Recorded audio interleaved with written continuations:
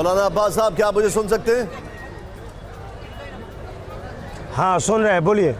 मैं ये जानना चाह रहा हूं आपसे कि बीजेपी ने जिस तरीके से अपना शंखनाद किया है, क्या ये समझा जाए लोकसभा चुनाव में जो उनकी परफॉर्मेंस थी वो अब उसकी रिपीट परफॉर्मेंस करने जा रहे हैं वहां पर?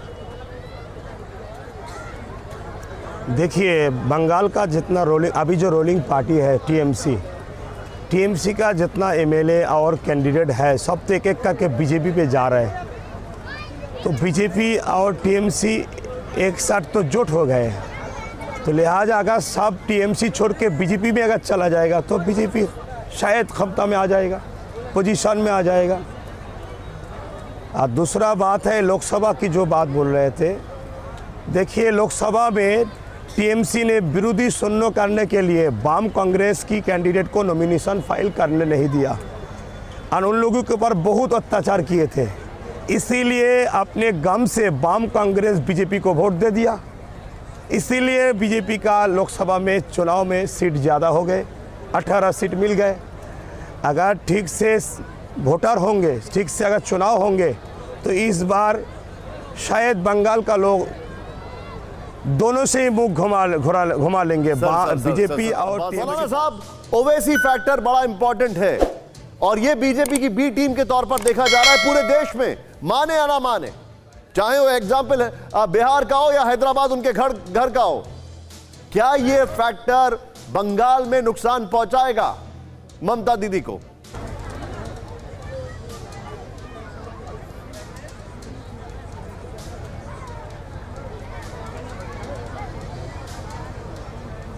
मौलाना साहब, आप देखिए, मेरा मानना है, प्लीज सुनाई दे रहे। मेरा मानना है किसका फैक्टर है वो अपना अपना जगह है। राजनीति चुनाव में भारत का हार जो शहरी है सबको अधिकार है। अगर ममता समझते हैं किसी के लिए अपना गति का नुकसान हो जाएगा तो उसको साथ में लेके एक साथ मिल के लड़े। मगर मेरा जो मानना है, मैं बंगाल का रहने वाला हूँ, किसी ने गरीब के बारे में नहीं सोचा है।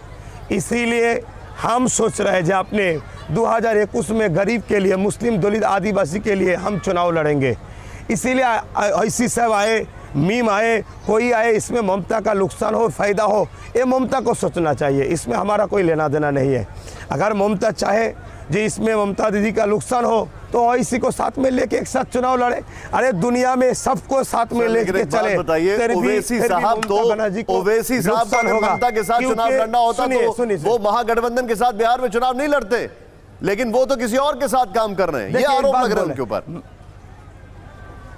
अरे आरोप तो ये लगा रहे आदमी को गुमराह बनाने के लिए। कैसे? अगर ममता दीदी ने अम्फान के टाइम जितना घोटाला किया है, बना रहे हैं। ओवैसी साहब ने जो चुनाव लड़ा उसमें क्या महागठबंधन को 12 से 15 सीटों पर नुकसान नहीं पहुंचा बिहार में? बताइए मुझे। और अगर क्या ओवैसी साहब गुमराह कर रहे हैं, मतलब हम लोग गुमराह कर रहे हैं, लोगों को गुमराह किया जा रहा है, तो ओवैसी साहब महागठबंधन के साथ क्यों नहीं आ गए?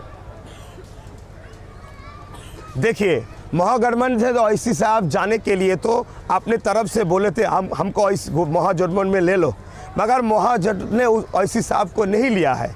इसीलिए अपना पार्टी को लॉन्च किया। दूसरा बात है, जहाँ 20 सीट